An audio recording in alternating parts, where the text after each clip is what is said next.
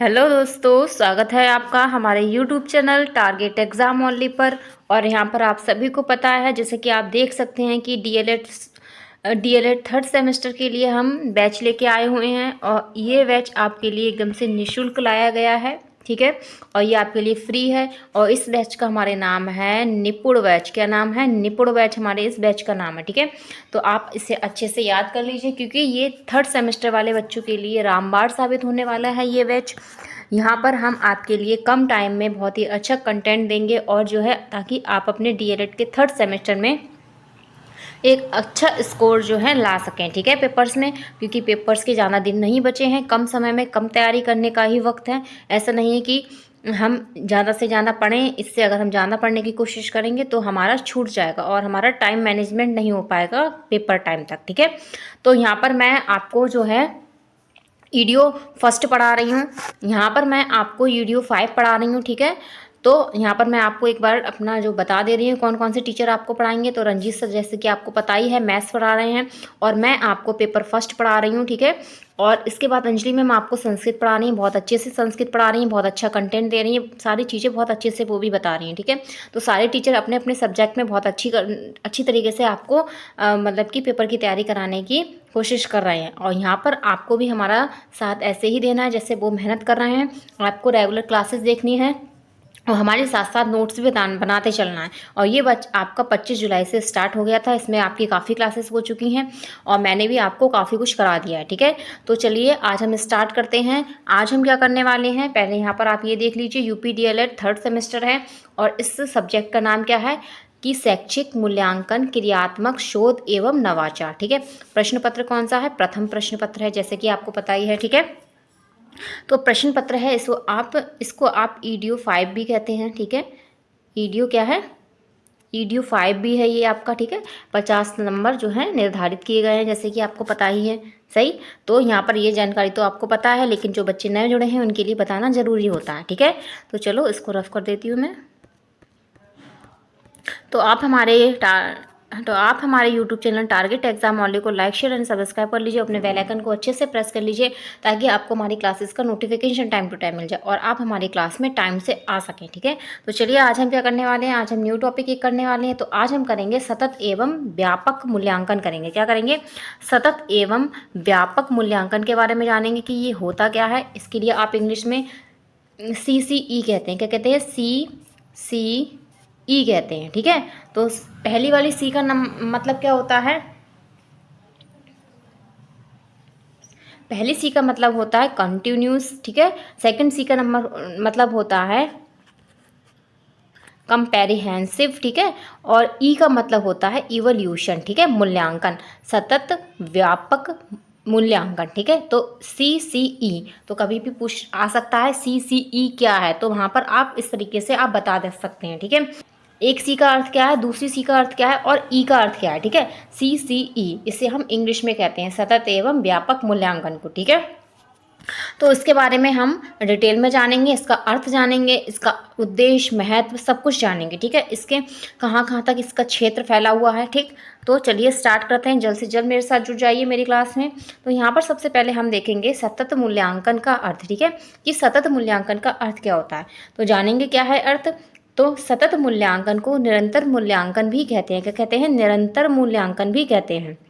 सतत मूल्यांकन वह मूल्यांकन है जिसके द्वारा बालकों के शैक्षिक कौशलों की जांच प्रति माह की जाती है। कब की जाती है? प्रति माह की जाती है। और सतत मूल्यांकन के द्वारा केवल ज्ञान अर्जन, क्या है, ज्ञान अर्जन के शैक्षिक कौशल का ही मूल्यांकन किया जाता है। इसकी शैक्षणोत्तर उपलब्धियों का कोई मूल्यांकन नहीं होता है, ठीक है। तो इसमें शैक्षणोत्तर उपलब्धि जो होती हैं उनका मूल्यांकन नहीं किया जाता है। तो आप समझ गए होंगे कि सतत मूल्यांकन क्या है। ऐसे ही आपको पूछा जाता है कि सतत मूल्यांकन क्या है पेपर में, कि आप बताइए, ठीक है। उसका अर्थ आ सकता है, उद्देश्य आ सकता है, महत्व आ सकता है, ठीक है।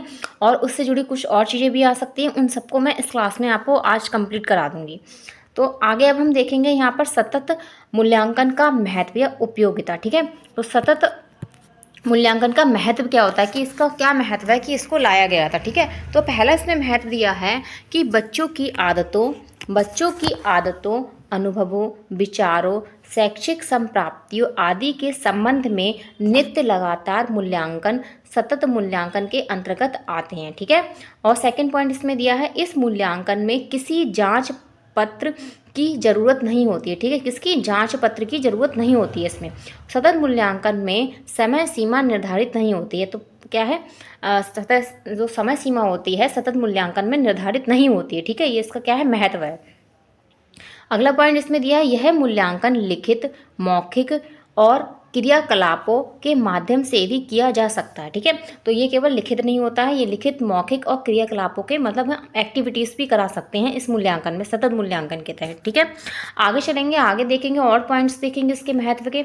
तो अगला है कि मूल्यांकन अवलोकन आधारित होता है। कैसा होता है, अवलोकन आधारित होता है। ठीक है, इसके बाद अगला पॉइंट इसमें दिया है इसका महत्व या उपयोगिता में कि सतत मूल्यांकन के आधार पर छात्रों द्वारा क्या है, छात्रों द्वारा अर्जित ज्ञान व कौशल की जानकारी के आधार पर शिक्षक भी अपनी शिक्षण कौशल को यथा आवश्यक परिवर्तन कर सकता है। ठीक है, जैसे कि हम बच्चे में जिस तरीके से उसके जो ज्ञान अर्जन है उसका कौशल का विकास होता है, वैसे ही टीचर्स भी क्या कर सकते हैं, अपने जो चीज़ें लाए हैं, जो शैली उपयोग कर रहे हैं उनके पढ़ाने में, उनमें भी परिवर्तन ला सकते हैं। ठीक है, आगे देखते हैं, बौद्धिक रुचि, अभिवृत्ति, व्यक्तिगत एवं सामाजिक गुण, नैतिक चरित्र, पाठ्य सामग्री, क्रियाओं में सहभागिता जैसे कि व्यक्तिगत आयामों की जानकारी हम सतत मूल्यांकन से कर सकते हैं।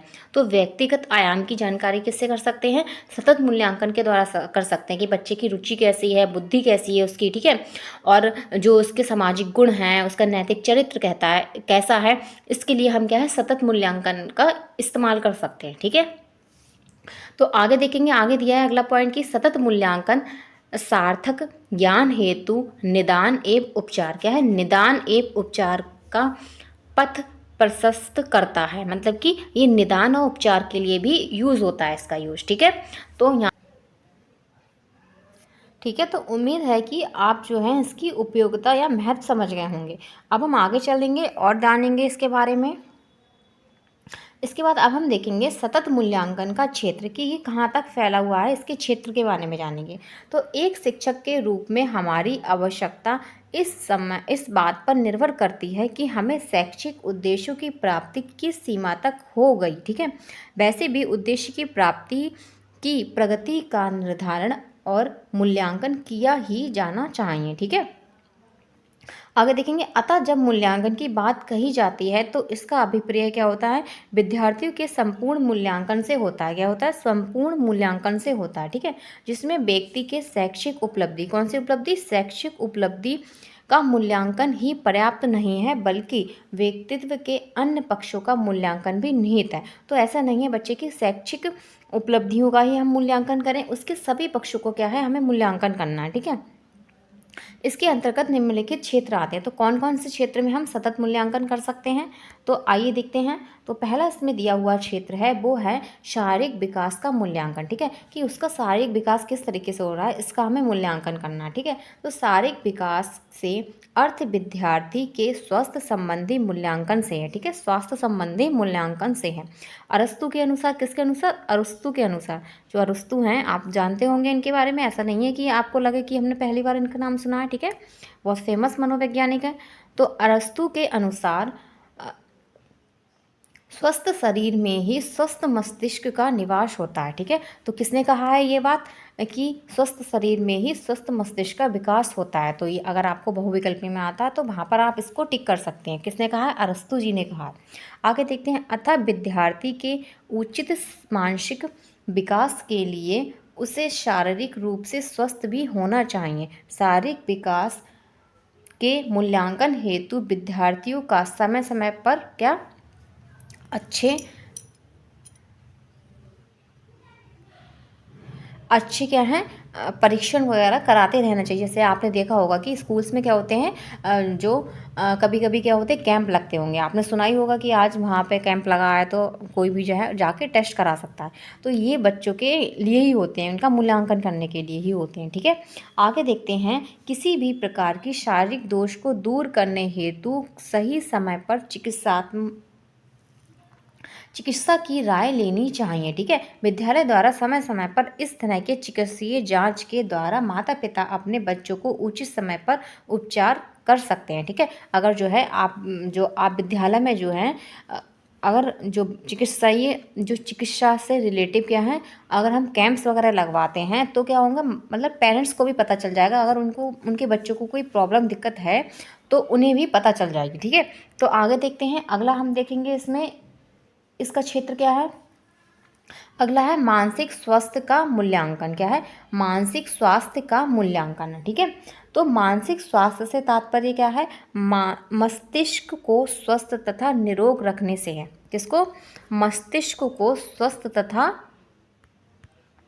स्वस्थ तथा निरोग रखने से है। ठीक है, मानसिक स्वास्थ्य व्यक्ति के व्यक्तित्व का संतुलित विकास करके उसे जीवन के विभिन्न परिस्थितियों में समायोजन क्या है, समायोजन के लिए समर्थ बनाता है। ठीक है, क्योंकि अगर हमारा मस्तिष्क ही स्वस्थ नहीं होगा, ठीक है, तो हम जो हैं अपनी पढ़ाई कुछ भी नहीं कर सकते हैं। ठीक है, पढ़ाई हम नहीं कर सकते हैं। ठीक है, क्योंकि जो है अगर हमारा मस्तिष्क ही स्वस्थ नहीं है तो हमारे शरीर का सारा संतुलन बिगड़ जाएगा, क्योंकि सारा कनेक्शन हमारे मस्तिष्क से ही होता है। ठीक है, अतः शिक्षक को छात्रों में भय, चिंता, निराशा, कुंठा तथा अन्य मानसिक विक्रियाओं को दूर कर उनके अच्छे मानसिक स्वास्थ्य पर ध्यान देना चाहिए। ठीक है, तो अगर आप टीचर हैं, मान लीजिए आप टीचर बनेंगे आगे जाके, तो आपको क्या है, इन सब चीज़ों से बच्चों को दूर रखना है। ठीक है, बच्चों को इस तरीके से वातावरण में रखना है कि ऐसी शिक्षा देनी है कि उनके लिए बिल्कुल भी चिंता ना हो और बिल्कुल भी भय ना लगे। ठीक है,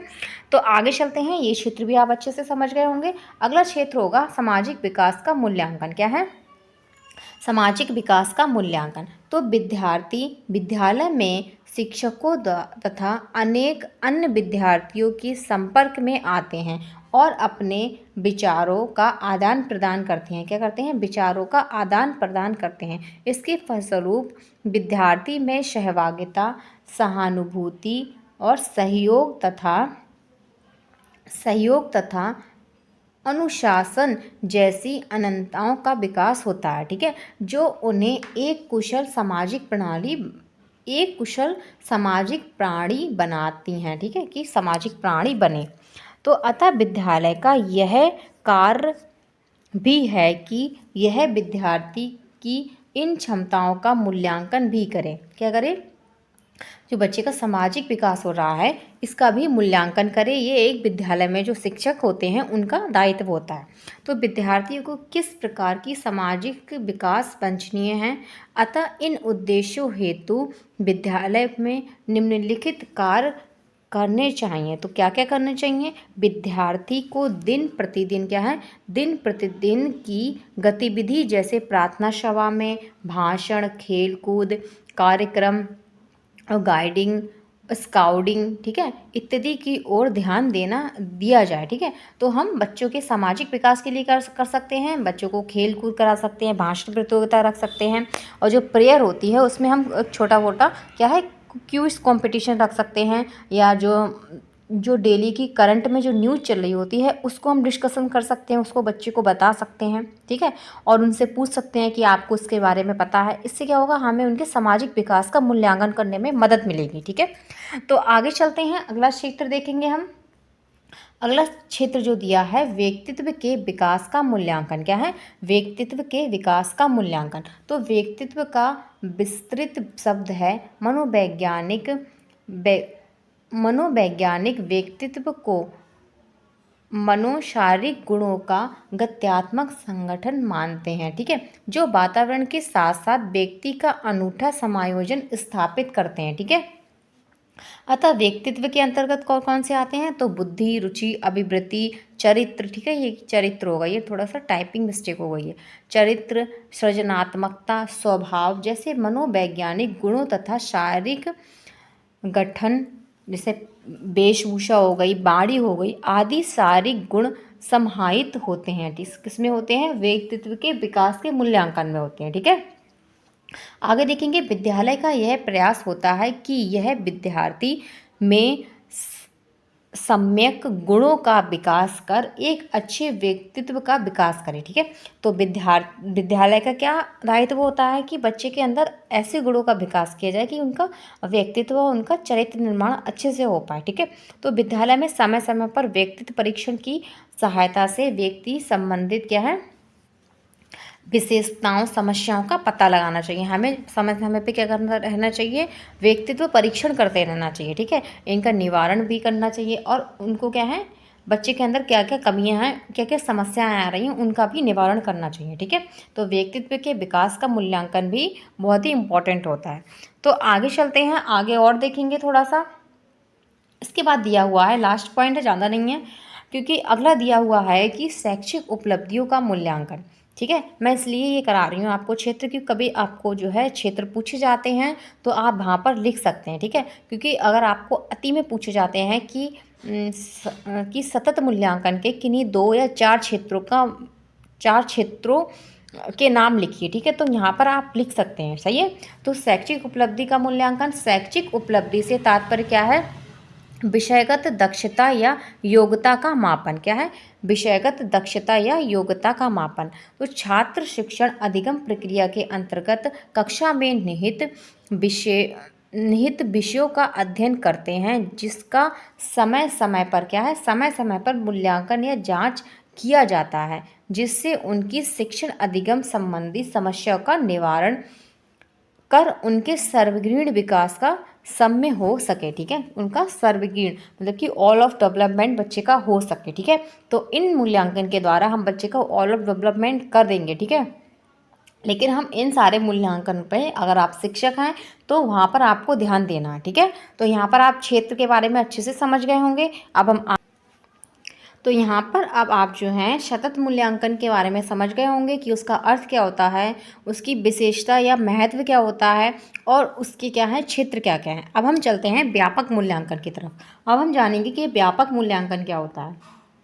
तो व्यापक मूल्यांकन का अर्थ, तो मूल्यांकन का वह तरीका जिसके द्वारा बच्चों में संज्ञात्मक पक्ष, भावात्मक पक्ष और कौशलात्मक पक्ष समस्त गुणों तथा विशेषताओं का मूल्यांकन सीखने सिखाने के साथ साथ चलता है, वह व्यापक मूल्यांकन कहलाता है। ठीक है, तो व्यापक मूल्यांकन क्या होता है कि जिसमें संज्ञानात्मक पक्ष, भावात्मक पक्ष और कौशलात्मक पक्ष के सभी गुणों विशेषताओं का मूल्यांकन हो। ठीक है, और सीखने सिखाने के साथ साथ चलता है। ठीक है, तो यही क्या होता है, व्यापक मूल्यांकन होता है। तो समझ गए होंगे व्यापक मूल्यांकन क्या है। बहुत छोटी सी एकदम से बहुत छोटा सा अर्थ मैंने बता दिया है आपको, आप लिख सकते हैं अगर आपको आता है।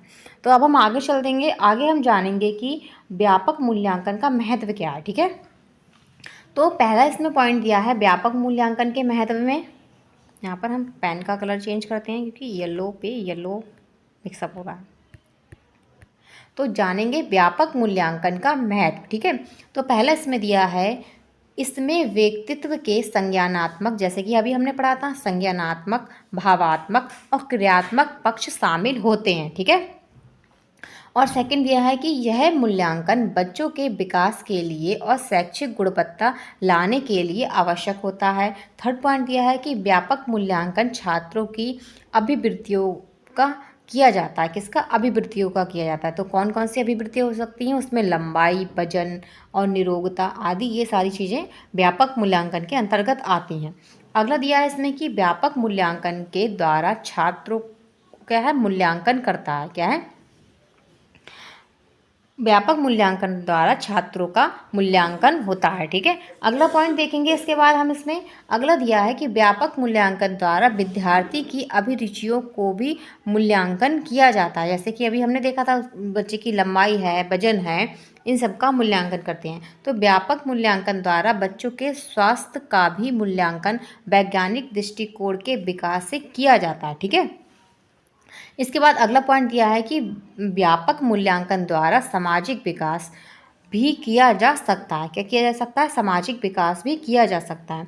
तो सतत मूल्यांकन और व्यापक मूल्यांकन में ज़्यादा डिफरेंस नहीं होता है। हम इसको हम अंतर भी समझेंगे कि क्या अंतर है, क्योंकि ऐसे तो अभी तो हम पहले सतत पढ़ा, अब हम व्यापक पढ़ रहे हैं।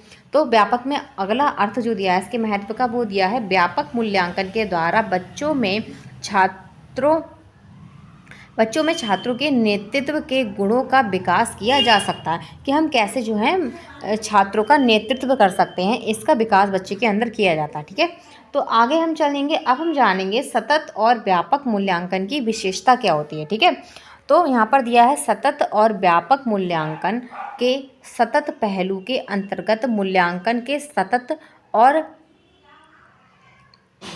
व्यापक पहलू का ध्यान रखा जाता है। किसका ध्यान रखा जाता है?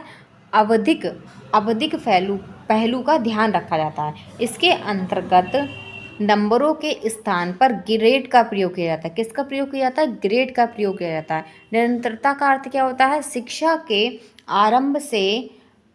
के आरंभ में विद्यार्थियों का निवारण, ठीक है, और शिक्षण प्रक्रिया के दौरान निर्धारण मतलब रचनात्मक मूल्यांकन होगा, जो मूल्यांकन की बहुविधि तरीकों का उपयोग करके अनौपचारिक रूप से किया जाता है। ठीक है, आगे चलेंगे, अगली इसकी विशेषता देखेंगे। थर्ड दिया है कि सतत और व्यापक मूल्यांकन का व्यापक संघटक बच्चों के व्यक्तित्व के पूर्ण विकास के निर्धारण पर ध्यान रखता है। इसमें विद्यार्थियों के विकास के शैक्षिक और उनके अलावा सह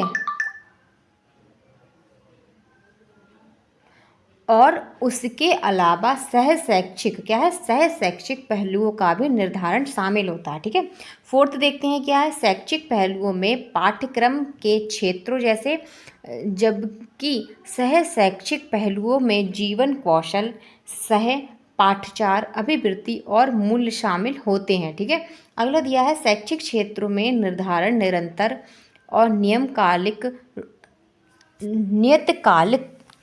नियतकालिक रूप से मूल्यांकन की बहुविधा तकनीकों का इस्तेमाल करके अनौपचारिक और औपचारिक रूप से किया जा सकता है। ठीक है, तो किस तरीके से किया जा सकता है? अनौपचारिक और औपचारिक रूप दोनों रूपों से किया जा सकता है। ठीक है, आगे और जानेंगे इसके बारे में।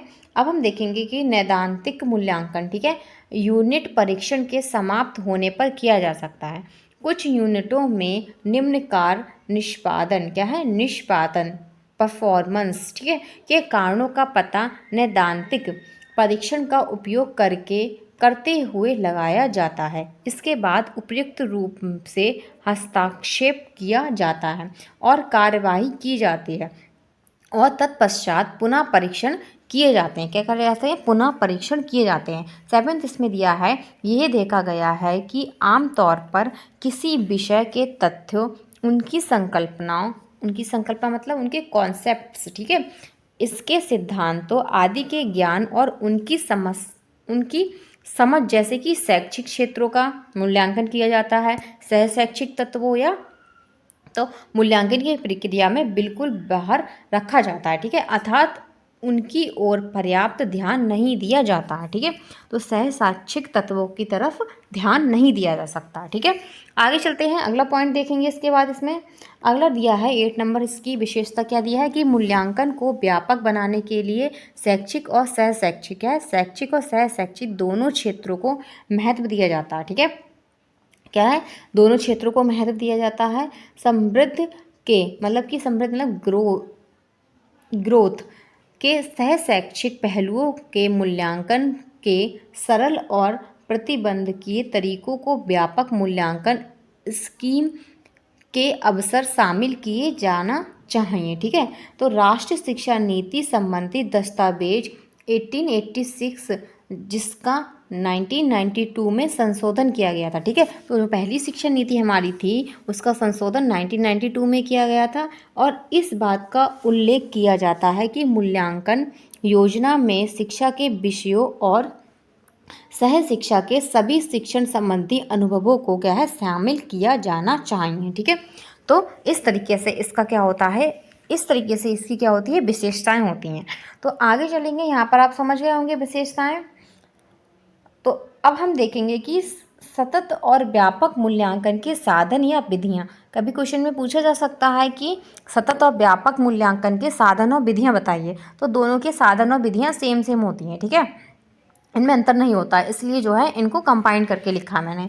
तो निरीक्षण होता है, प्रश्नावली होती है, साक्षात्कार होता है, जांच सूची होती है और विवरण होती है। ठीक है, कि इसका मतलब ये है कि सतत और व्यापक मूल्यांकन करने के लिए हम कौन कौन से साधनों का यूज करते हैं। ठीक है, तो निरीक्षण करते हैं, क्या कहते हैं, पहला निरीक्षण होगा।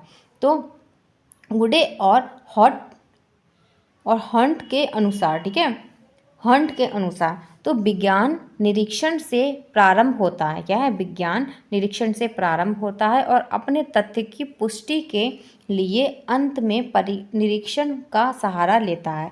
इस विधि के द्वारा सामूहिक व्यवहार तथा जटिल समस्याओं का अध्ययन भी सरलतापूर्वक किया जा सकता है। तो निरीक्षण के द्वारा निरीक्षण हम कहाँ पे यूज करते हैं, जो सामूहिक व्यवहार होता है उसके लिए हम इसका प्रयोग करते हैं। ठीक है, और जो जटिल समस्याएं होती हैं उनको सरल बनाने के लिए हम निरीक्षण का प्रयोग करते हैं।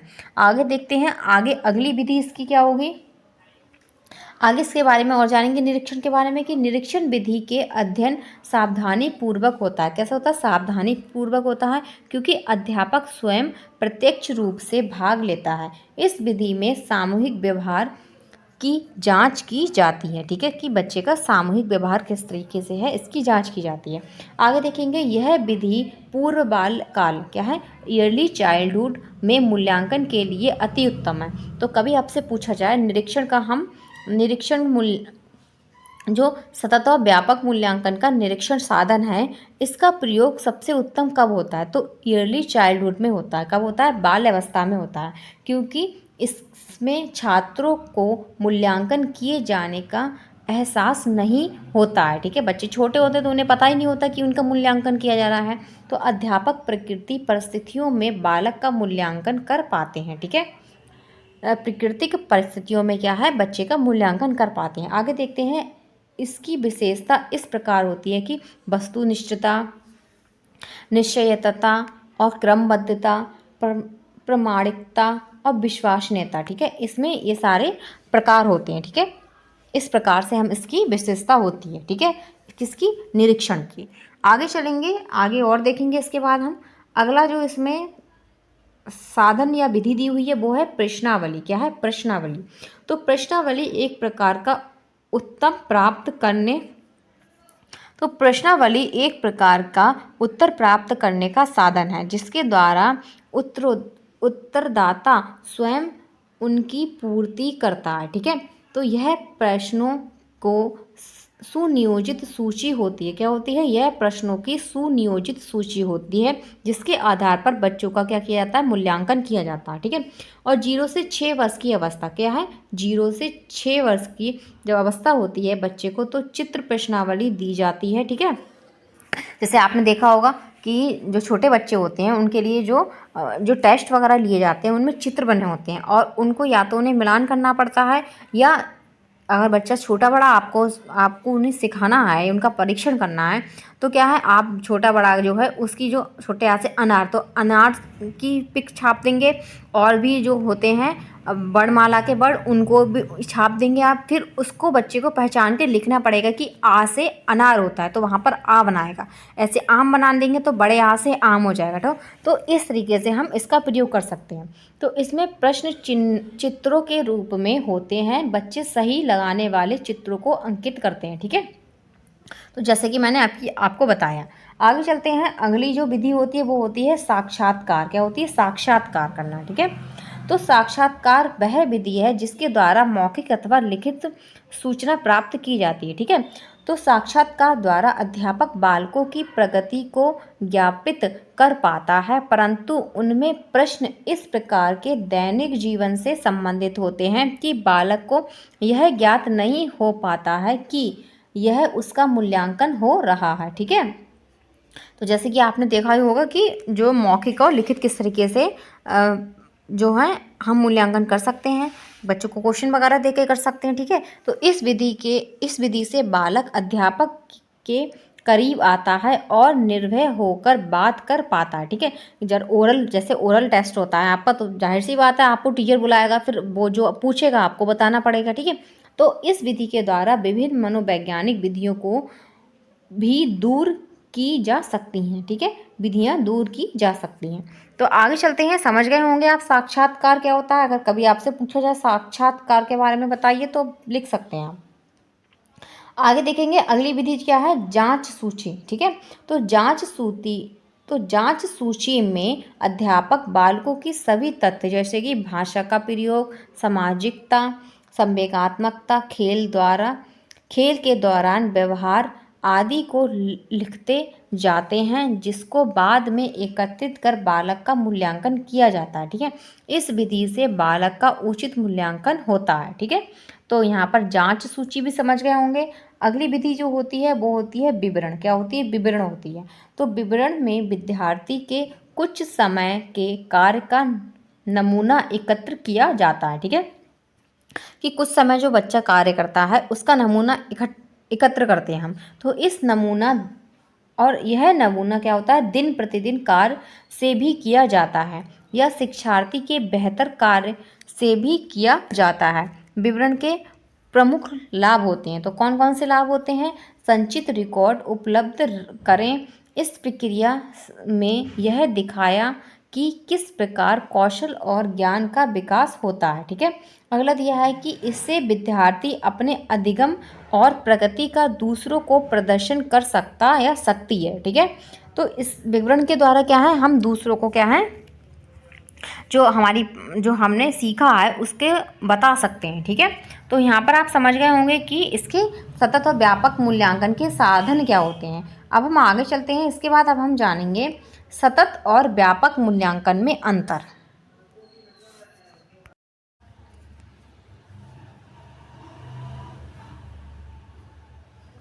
तो अब हम यहाँ पर सतत और व्यापक मूल्यांकन में अंतर जानेंगे, क्योंकि कभी कभी आपसे जो है कुछ भी टीचर नहीं पूछेगा, ये पूछ लेगा कि इन दोनों में अंतर ही बता दीजिए क्या है। ठीक है, तो सतत मूल्यांकन एक तरफ मैंने लिखा है, एक तरफ व्यापक मूल्यांकन लिखा है। तो पहला पॉइंट इसमें दिया है, सतत मूल्यांकन वह मूल्यांकन है जो निरंतर मूल्यांकन चलता है। कैसे चलता है, निरंतर चलता है सतत मूल्यांकन। इसे निरंतर मूल्यांकन योजना कहते हैं। क्या कहते हैं, निरंतर मूल्यांकन योजना कहते हैं।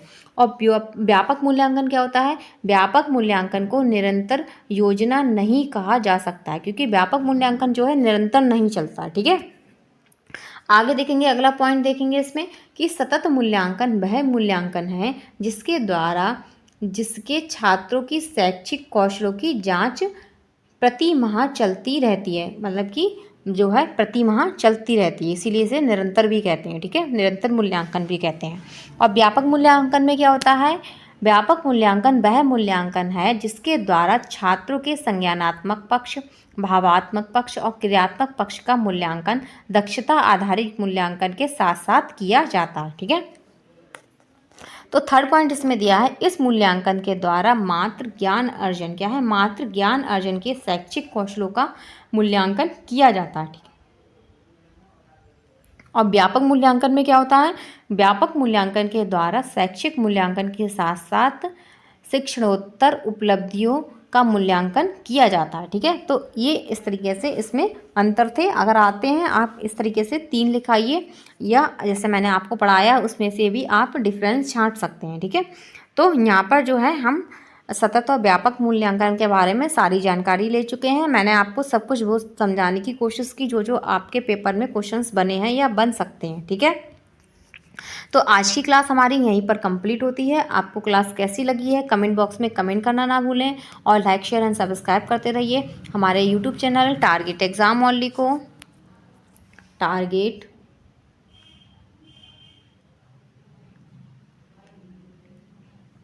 Exam Only, Target Exam Only से ऐसे ही जुड़े रहिए और लाइक शेयर एंड सब्सक्राइब भी करते रहिए। अपने बेल आइकन को अच्छे से प्रेस कर लेना ताकि आपको हमारी क्लासेस का नोटिफिकेशन टाइम टू टाइम मिल जाए और कल आप जो है हमारी क्लास में टाइम से आ सकें।